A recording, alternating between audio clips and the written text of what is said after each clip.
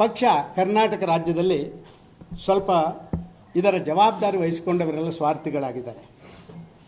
ಅದು ತಾನು ತನ್ನ ಮಕ್ಕಳಿಗೆ, ತನ್ನ ಕುಟುಂಬದವರಿಗೆ, ತನ್ನ ಜಾತಿಯವರಿಗೆ, ನಮ್ಮ ಸಂಬಂಧಿಕರಿಗೆ, ನನ್ನ ಚೇಲಗಳಿಗಿರುವಂಥ ಪಾರ್ಟಿ ಅಂತ ಹೇಳುವಂಥದ್ದನ್ನು ಮಾಡುವಂಥದ್ದು ಕರ್ನಾಟಕದ ಸಾಮಾನ್ಯ ಜನ ಮಾತಾಡುವಂಥ ಕೆಲಸ ಕಾರ್ಯಗಳಾಗಿದೆ. ಇದರಿಂದ ಮುಕ್ತ ಆಗಬೇಕು ಈ ಪಾರ್ಟಿ. ಹೇಗೆ ನರೇಂದ್ರ ಮೋದಿಯವರು ಮೇರಾ ದೇಶ್ ಮೇರಾ ಪರಿವಾರ ಅಂತ ಹೇಳ್ತಾರಲ್ಲ, ಈ ಮೇರಾ ದೇಶ್ ಮೇರಾ ಪರಿವಾರ ಆಗಬೇಕು ಕರ್ನಾಟಕದಲ್ಲಿ ಕೂಡ. ಬಿಜೆಪಿ ಇದು ನೋವಿದೆ ನನಗೆ, ಹೇಳಲಿಕ್ಕೆ ಯಾರಿಗೂ ಧೈರ್ಯ ಇಲ್ಲ. ಹೇಳಿದರೆ ಯಾರ್ಯಾರೋ ಏನೇನೋ ಅದಕ್ಕೆ ಅಪಾರ್ಥ ಕಲ್ಪನೆ ಮಾಡ್ತಾರೆ, ಇದನ್ನು ಭಾವಿಸ್ಬೋದು. ಆದರೆ ಕರ್ನಾಟಕದಲ್ಲಿ ನಾನು ನಿಶ್ಚಯವಾಗಿ ಹೇಳಲಿಕ್ಕೆ ಇಷ್ಟಪಡ್ತಾ ಇದ್ದೇನೆ, ಮೋದಿಯವರ ಮೇರಾ ದೇಶ್ ಮೇರಾ ಪರಿವಾರ ಇದೆಲ್ಲ, ಇದು ಭಾರತೀಯ ಜನತಾ ಪಾರ್ಟಿಯ ಕರ್ನಾಟಕ ರಾಜ್ಯದಲ್ಲಿ ಆಗಬೇಕು. ಕರ್ನಾಟಕ ರಾಜ್ಯದಲ್ಲಿ ಮೇರಾ ಪರಿವಾರಕ್ಕೆ ನನ್ನ ಪಕ್ಷ ಆಗಬಾರ್ದು, ನನ್ನ ಪರಿವಾರಕ್ಕೆ ನನ್ನ ಪಕ್ಷ, ನನ್ನ ಮನೆಯವರಿಗೆ ನನ್ನ ಪಕ್ಷ, ನನ್ನ ಜಾತಿಯವರಿಗೆ ನನ್ನ ಪಕ್ಷ ಆಗಬಾರ್ದು. ಸೋಷಿಯಲ್ ಇಕ್ವೇಷನ್ಸ್, ಜಾತಿ ಸಮೀಕರಣ ನಡಿಬೇಕು. ಭಾರತೀಯ ಜನತಾ ಪಾರ್ಟಿಯನ್ನು ಕಟ್ಟಿ ಬೆಳೆಸಿದಂಥ ಆ ಬೇರೆ ಬೇರೆ ಜನರಿಗೆ ಇವತ್ತು ಅವಕಾಶಗಳು ಲಭ್ಯ ಆಗಬೇಕು. ಇವತ್ತು NDAಗೆ JDS ಸೇರ್ಪಡೆಯಾಗಿದೆ. ನಾನು ಸ್ವಾಗತ ಮಾಡ್ತೇನೆ ನಮ್ಮ ರಾಷ್ಟ್ರೀಯ ನಾಯಕರು ಮಾಡಿಕೊಂಡದ್ದನ್ನು.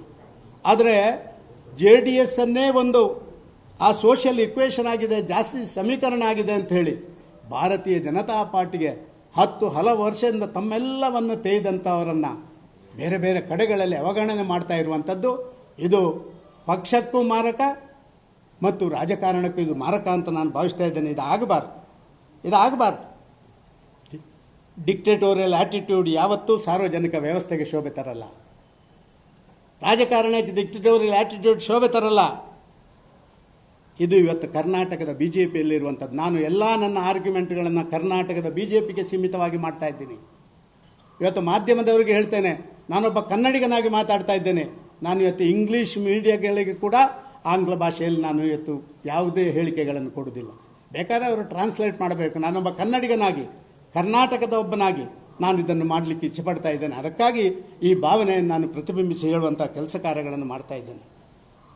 ಈ ಕೆಲಸ ಕಾರ್ಯಗಳಾಗಬೇಕು ಅಂತ ಹೇಳುವಂಥದ್ದು ಮಾತ್ರ ನನ್ನಲ್ಲಿ ಇರುವುದೇ ಹೊರತು ಇದಕ್ಕಿಂತ ಬೇರೆ ಏನಿಲ್ಲ. ಅದಕ್ಕಾಗಿಯೇ ನನ್ನ 4 ಉದ್ದೇಶಗಳು.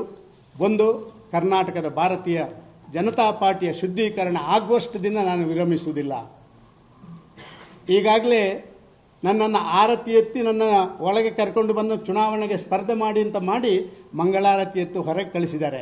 ಆದರೆ ಬಿಜೆಪಿಯಿಂದ ಹಾಗೆ ಮಾಡಲಿಕ್ಕೆ ಯಾರಿಗೂ ಸಾಧ್ಯ ಇಲ್ಲ. ನಾನೊಬ್ಬ ಸಾಮಾನ್ಯ ಕಾರ್ಯಕರ್ತನಾಗಿ ಆದರೂ ಇದರ ಪರವಾಗಿ ಹೋರಾಟ ಮಾಡ್ತೇನೆ. ಸಮಾನ ಮನಸ್ಕರನ್ನ ಆಹ್ವಾನ ಮಾಡ್ತೇನೆ. ಈ ಬಾರಿಯ ಲೋಕಸಭಾ ಚುನಾವಣೆವರೆಗೆ ನಾವೆಲ್ಲ ಒಟ್ಟಾಗಿ ಒಂದಾಗಿ ಕೆಲಸ ಮಾಡೋಣ. ಅದರ ನಂತರ ಶುದ್ಧೀಕರಣದ ವ್ಯವಸ್ಥೆಗೆ ನಾವು ಅತ್ಯಂತ ವೇಗವಾದಂಥ ಹೆಜ್ಜೆಗಳನ್ನು ಕೊಡೋಣ. ರಾಜ್ಯದ ಜನತೆಗೆ ಹೇಳಲಿಕ್ಕೆ ಇಷ್ಟಪಡ್ತಾ ಇದ್ದೇನೆ, ಇವತ್ತು ನಡೆಯುತ್ತಿರುವಂಥ ಬಿಜೆಪಿಯ ವಿದ್ಯಮಾನದ ಬಗ್ಗೆ ನೀವು ಯಾರೂ ತಲೆ ಕೆಡಿಸ್ಕೊಳ್ಬೇಡಿ. ಮೋದಿಯವರ ಚುನಾವಣೆ ಇದು. ಮೋದಿಯವರ ಚುನಾವಣೆಯ ನಂತರ ಜನರ ಮನಸ್ಸಿನಲ್ಲಿ ಏನಿದೆ ಅದು ಆಗ್ತದೆ. ನಾನು ಒಂದು ಕಾಲಘಟ್ಟದಲ್ಲಿ ಕರ್ನಾಟಕದಲ್ಲಿ ಭಾರತೀಯ ಜನತಾ ಪಾರ್ಟಿ ವಿಧಾನಸಭೆಯಲ್ಲಿ ಆ ಸೋತ ಮೇಲೆ ಯಾರೊಬ್ಬನು ಮಾತಾಡ್ತಾ ಇರಲಿಲ್ಲ. ನಾನು 2 ಪ್ರೆಸ್ ಮೀಟನ್ನು ಕರೆದೆ. 2 ಪ್ರೆಸ್ ಮೀಟ್ನಲ್ಲಿ ಭಾರಿ ಜೋರಾಗಿ ನಾನು ಹೇಳಿದೆ, ಕೇಂದ್ರದವರು ಕರ್ನಾಟಕವನ್ನು ಯಾಕೆ ಸ್ವಲ್ಪ ರೀತಿಯಲ್ಲಿ ಅವಗಣನೆ ಮಾಡ್ತಾ ಇದ್ದೀರಿ? ರಾಜ್ಯಕ್ಕೆ ಅಧ್ಯಕ್ಷರು, ರಾಜ್ಯಕ್ಕೆ ವಿರೋಧ ಪಕ್ಷ ನಾಯಕರನ್ನು ಮಾಡಿ ನಾವು ಮತ್ತೆ ಭಾರತೀಯ ಜನತಾ ಪಾರ್ಟಿ ಹೇಳ್ತೇವೆ. ಹೇಗೆ ಈ ದೇಶದಲ್ಲಿ 2 ಜನ ಇದ್ದಂಥ ಲೋಕಸಭಾ ಸದಸ್ಯರು ಬಿಜೆಪಿಗೆ ಇವತ್ತು 330 ಆಗಿ ಮುಂದಿನ ದಿನಗಳಲ್ಲಿ 370 ಆಗ್ತೇವೋ ಅದೇ ರೀತಿಯಲ್ಲಿ ನಮ್ಮನ್ನು ಸ್ವೀಕಾರ ಮಾಡಿ ಅಂತ ಹೇಳುವಂಥ ಒತ್ತಡವನ್ನು ಮಾಡಿದಾಗ ಕೂಡ ನಾನು ಸ್ವಲ್ಪ ಮಟ್ಟಿಗೆ ಎಲ್ಲರಿಂದ ಟೀಕೆ ಟಿಪ್ಪಣಿಗಳನ್ನು ಪಡ್ಕೊಂಡಿದ್ದೇನೆ. ಆದರೆ ನಾನು ನಿಲ್ಲಿಸಿಲ್ಲ.